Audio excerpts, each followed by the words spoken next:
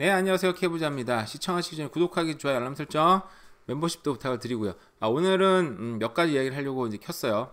근데 이제 이게 요즘 부동산 얘기하고 조금 다른 얘기일 수 있는데, 요즘에 뭐 막 나오는 부동산 얘기가 제가 하고 싶은 얘기 별로 이렇게 눈에 띄는 기사는 없어서, 이제 얼마 전에 제 아들이 이 기사를 보내주는 거예요. 이게 에이프릴 8이네요. 그러니까 뭐 일주일 정도 된 쯤에 보내준 건데, 제가 이걸 보고 기사를 쭉 읽어보니까 되게 나름대로 재밌기도 하고 그래서 한번 소개를 하려고 합니다.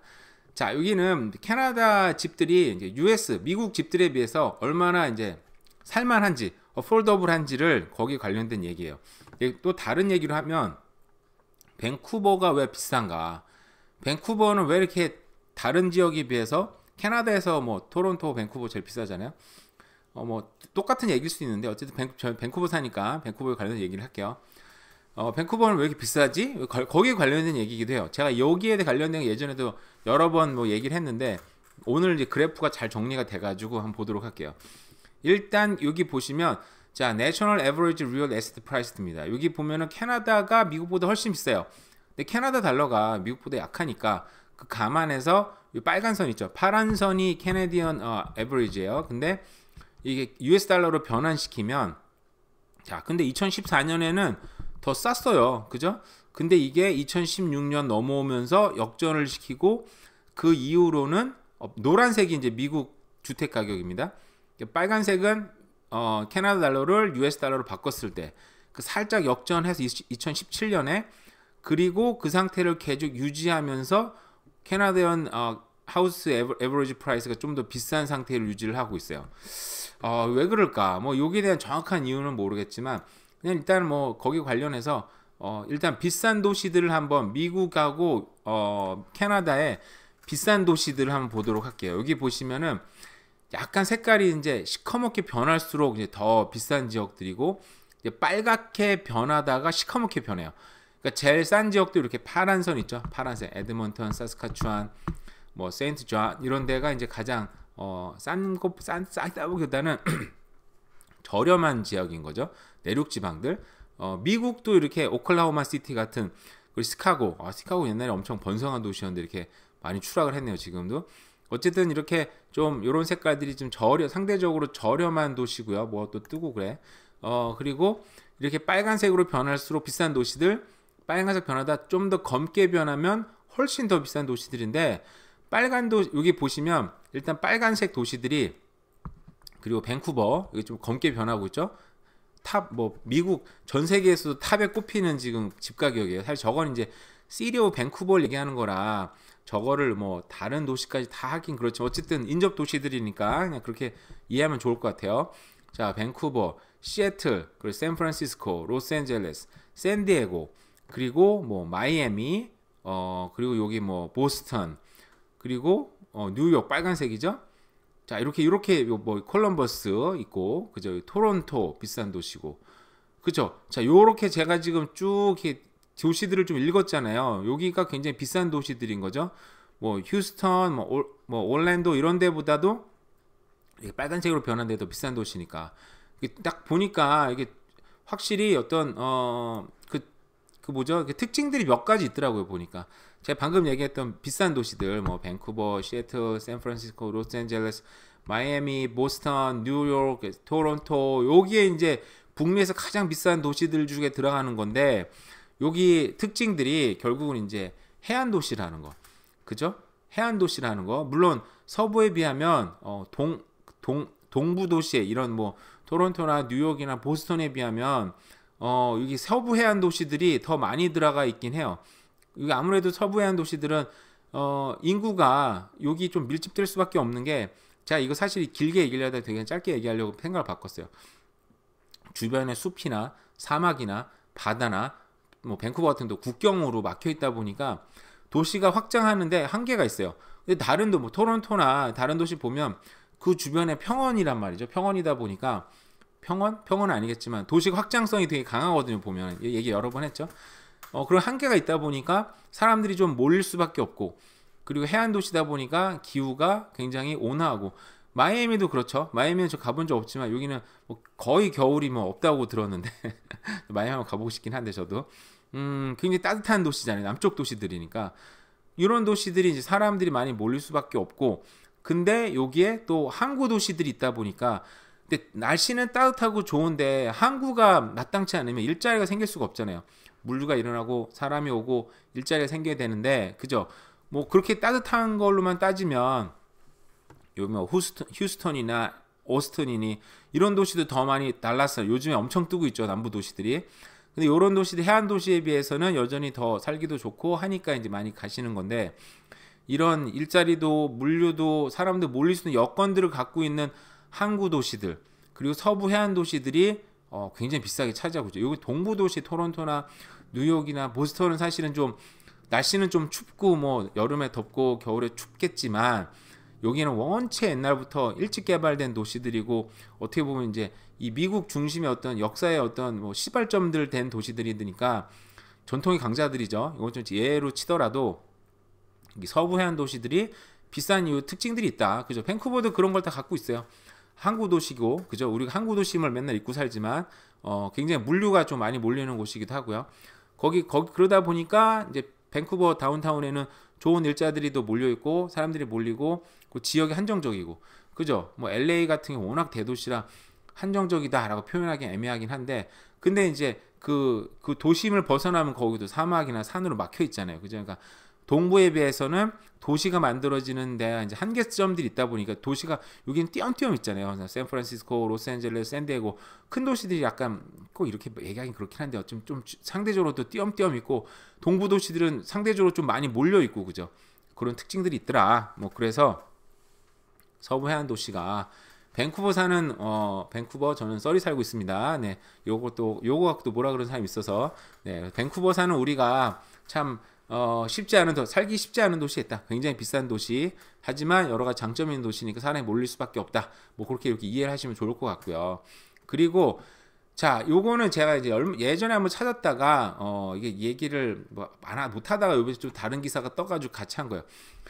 예전에 뭐 밴쿠버든 어디든 입지가 한번 이렇게 좋은 입지가 되면, 밴쿠버는 사실 되게 쉬워요, 입지가.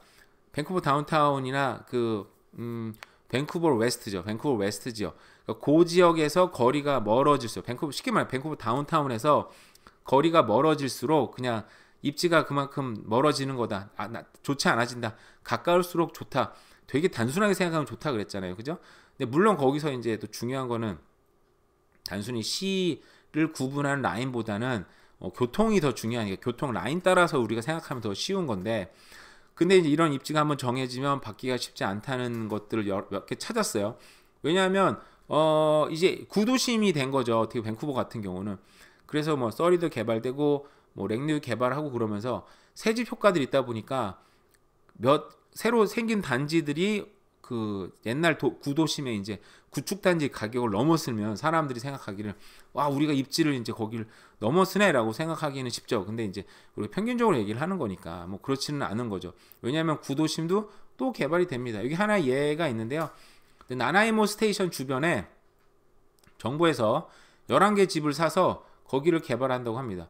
나나이모 스테이션, 제가 이제 옛날에 어학연수 할 때도 제가 메트로타운에 저는 자취를 했어요. 그 다운타운으로 이제 어학원을 다녔었죠.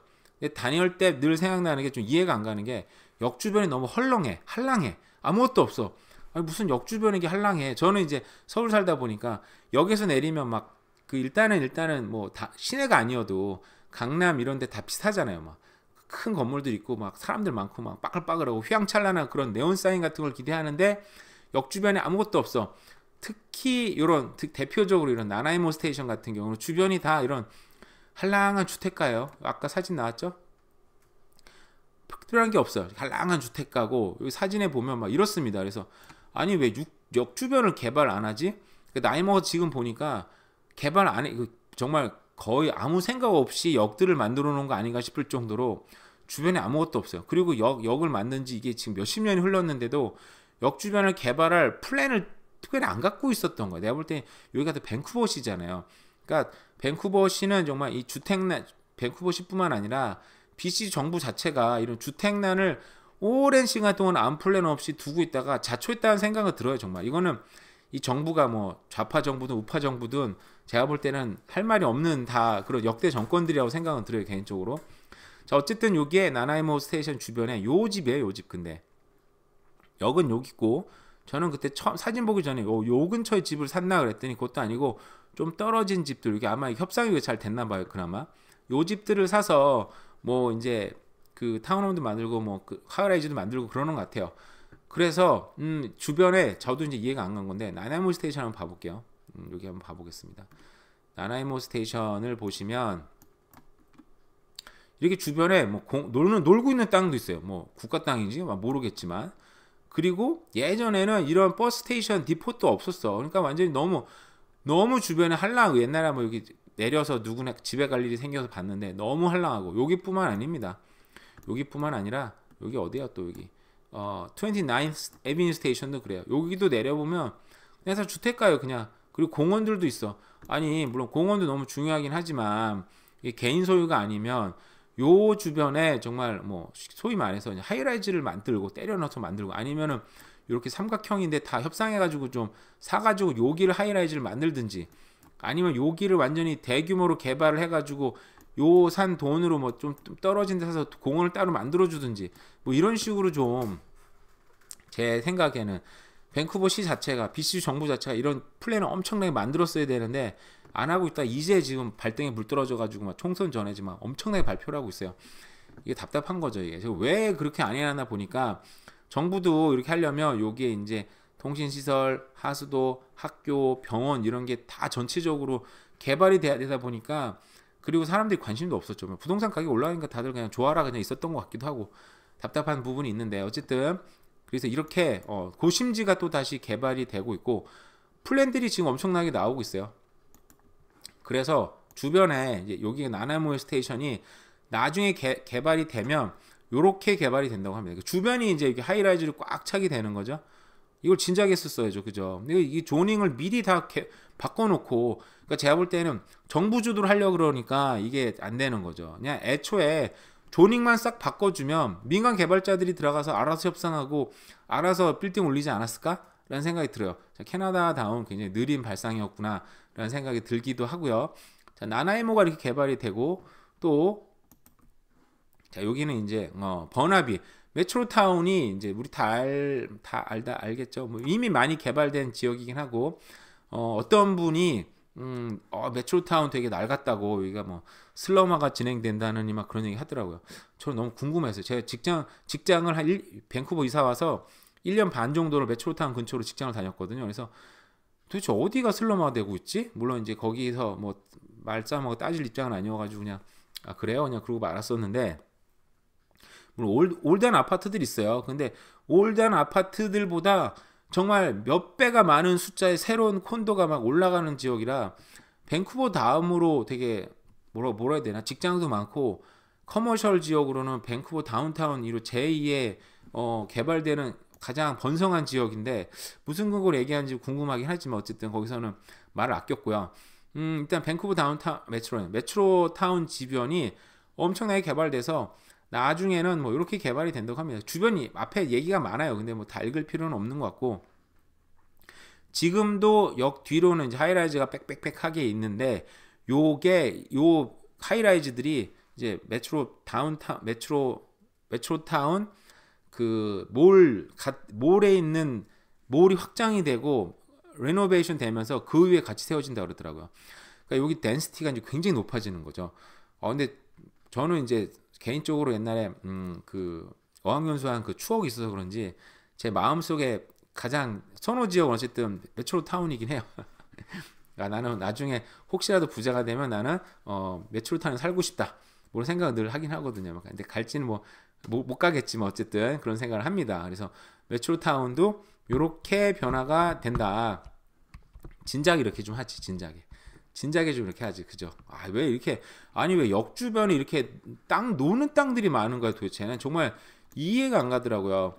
그나마 이게 조이 스테이션 주변, 옛날에는 진짜 여기 벌판이었었는데 여기도 그나마 좀 높은 빌딩들이 많이 있는데, 아니 조이 스테이션처럼 진작에 저렇게 개발했었어야지. 좀 이해가 안 가는 부분이 있어요, 솔직히 말해서.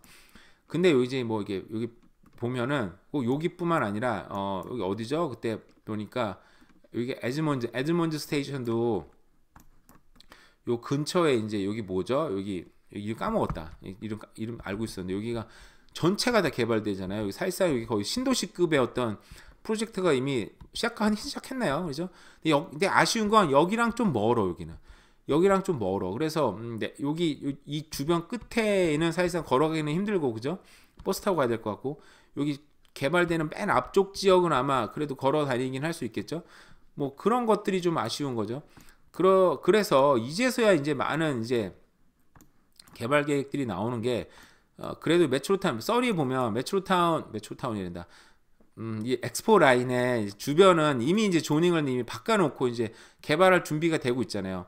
보시면 여기 여기 예를 들어서 152nd 에비 스트리트 같은 데 보면은 주변이 이제 다 상가 지역이잖아요. 그래서 여기가 이제 개발이 엄청나게 되고, 그거 말고도 이제 많이들 이제 역 주변을 개발한다고 해서 결국은 이제 주택난이 엄청나게 오기 시작을 하니까 이제 역 주변에 대한 이제 어떤 새로운 인식관의 변화, 그리고 역 주변 개발 안 하면 큰일 나겠구나, 어떤 그런 발등에 불 떨어지다 보니까 BC 정부나 각 지자체나 시나 이제 역 주변에 이제 엄청나게 개발을 이제 소위 말해서 드라이브를 걸고 있는 것 같아요. 그래서 역 주변에 참 다시, 물론 늘 역 주변은 늘 핫했지만